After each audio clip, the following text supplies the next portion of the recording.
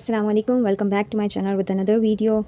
Components of justice system के हम लोग 5 कंपोनेंट्स पढ़ चुके हैं। ये लास्ट है which is jail and also known as prison. सबसे पहले हम इसकी डेफिनेशन पढ़ लेते हैं। It is a place in which people are legally held as a punishment for a crime they have committed और वाइल अवेटिंग ट्रायल।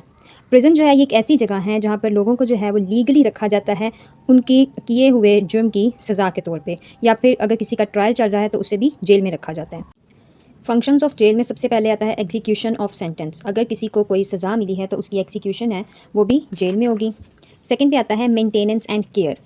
अब prisoner जो है अगर उसे सज़ा हुई है कैद की तो इसका ये मतलब नहीं है कि उसके कोई लीगल राइट्स या ह्यूमन राइट्स नहीं है।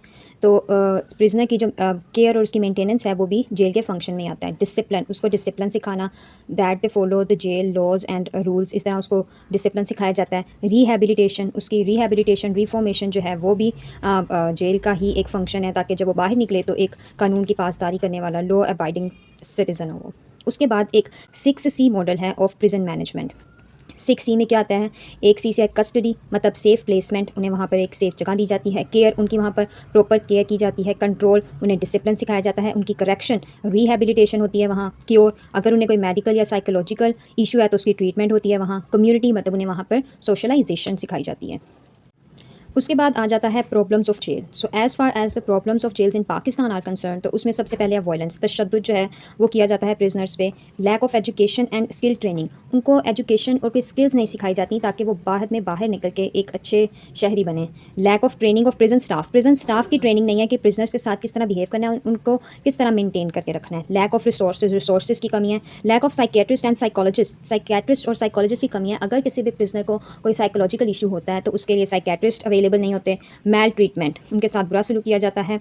और फिर जब वो when they return to the crime then to abandon it, जब वो बाहर निकलते हैं प्रिजन से तो वो बजाय के उसको जुर्म को तर्क करें, वो दोबारा उसकी तरफ माइल होते हैं, तो इसको बोलते हैं रेसिडिविज़म।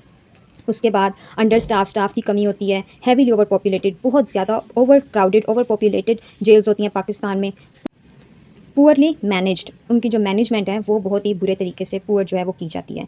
ये थी कुछ प्रॉब्लम्स ऑफ जेल। अगर हम इन्हें रिफॉर्म्स करना चाहें तो हम इनका जो है वो उल्टा लिख देंगे, जैसे कि लैक ऑफ ट्रेनिंग जो है तो हम इसका लिखेंगे ensure training of prison staff, ensure provision of resources, ensure provision of psychiatrist and psychologist and so on. उसके बाद अब हम लोग अपने नेक्स्ट टॉपिक पे आ जाते हैं विच इज़ साइबर क्राइम। सबसे पहले इसकी डेफिनेशन पढ़ लेते हैं। Cyber crime is a criminal activity in which a computer is use. Cyber crime हर उस क्रिमिनल एक्टिविटी को बोला जाता है जिसमें कंप्यूटर या इंटरनेट का यूज़ होता है, आइदर एज ऑब्जेक्ट और tool for committing the crime. अब इसकी यूनाइटेड नेशंस ने जो इसकी डेफिनेशन दी थी in their 10th Congress on the prevention of crime and the treatment of offenders, it says cyber crime in a narrow sense computer crime. Cyber crime को computer crime भी कहा जाता है। कवर्स एनी इलीगल बिहेवियर, कोई भी illegal behaviour है directed by means of electronic operations, जिसमें भी कोई इलेक्ट्रॉनिक चीज़ का इस्तेमाल किया जाता है। That target the security of computer system, जिसमें कंप्यूटर सिस्टम की या किसी भी उसके अंदर मौजूद डाटा की सिक्योरिटी को खतरा हो या उससे चोरी किया जाता है या उसे नुकसान पहुंचाया जाता है, इसको साइबर क्राइम बोला जाता है। Cyber crime in a broader sense, it is computer related crime, covers any illegal behavior committed by means of or in relation to a computer system or network, including such crimes as illegal possession and offering or distributing information by means of a computer system or network. उसके बाद सबसे पहले first cyber crime, जो हमारी history में सबसे पहला जो साइबर क्राइम है वो कब हुआ था? इन 1820।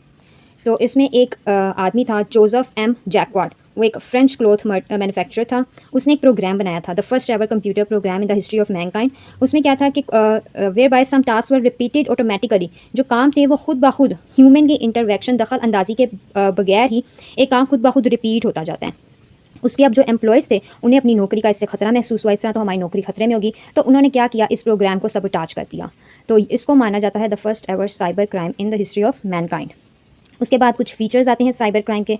उसमें सबसे पहला फीचर है कि इट मस्ट बी सोशल, ये सोशल होना चाहिए, जैसे कि hate speech, sectarianism. It can be economic, ये इकोनॉमिक हो सकता है, जैसे कि किसी के साथ कोई बैंक फ्रॉड हो गया हो। इट कैन बी मॉरल, ये मॉरल भी हो सकता है, जैसे कि पोर्नोग्राफी और इनडिसेंसी। इंडिविजुअल पे भी किसी पे हो सकता है, जैसे कि साइबर स्टॉकिंग। उसके बाद किसी ऑर्गेनाइजेशन भी होगा तो थेफ्ट और कॉर्पोरेट डाटा वगैरह इसमें आ जाते हैं। ये नेशनल भी हो सकता है, जिसमें क्या आता है स्कैंडलाइजिंग द नेशनल इंस्टीट्यूशन, किसी भी मुल्क के जो नेशनल इंस्टीट्यूशन हैं उनको स्कैंडलाइज करना। और ट्रांसनेशनल भी हो सकता है, मतलब कि क्रॉस बॉर्डर साइबर अटैक्स भी इसमें आ सकते हैं। अच्छा, उसके बाद आता है law dealing with cyber crimes इन पाकिस्तान। उसमें आता है prevention of electronic crime act 2016। ये है law which is dealing with cyber crimes इन पाकिस्तान। उसके बाद आ जाता है agency dealing with cyber crimes इन पाकिस्तान, वो है, उसको बोला जाता है NR3C। National response centre for cyber crimes. अब उसमें कुछ जो साइबर क्राइम्स हैं उनकी पनिशमेंट के बारे में बताया गया कि अगर कौन सा साइबर क्राइम है तो उसकी कौन सी पनिशमेंट होगी। इसमें हम अगर ये साइबर क्राइम का क्वेश्चन आता है तो ये हम एज एग्जांपल्स दे सकते हैं। इसमें हम 3 से 4 पढ़ेंगे, ज़्यादा नहीं पढ़ेंगे। उसमें सबसे पहले हम पढ़ लेते हैं इंटरफेरेंस विद इंफॉर्मेशन सिस्टम और डाटा। अगर कोई भी इंसान किसी भी दूसरे के इंफॉर्मेशन सिस्टम या किसी के डाटा में इंटरफेयर करता है विदाउट हिज और हर परमिशन, तो उसकी सज़ा होगी 500,000 रुपीज़ और उसको 2 साल की कैद और 500,000 रुपीज़ तक जुर्माना, या दोनों। ये दोनों भी हो सकते हैं और इनमें से एक भी हो सकता है। उसके बाद unauthorised access to critical infrastructure information system और डाटा। अगर कोई किसी के इंफ्रास्ट्रक्चर इंफॉर्मेशन सिस्टम की तक रसाई हासिल करता है विदाउट हिज और हर कंसेंट, तो उसके लिए सज़ा है 3 साल कैद और 1 million rupees which is like 10 lakh rupees, या दोनों। इनमें से एक भी हो सकता है और दोनों भी हो सकता है। उसके बाद अनऑथोराइज्ड कॉपिंग और transmission of critical infrastructure data. अगर किसी का इंफ्रास्ट्रक्चर डाटा को कॉपी करता है या किसी और को देता है तो उसके लिए सज़ा है 5 साल तक सज़ा और 5 मिलियन रुपीज़, या दोनों।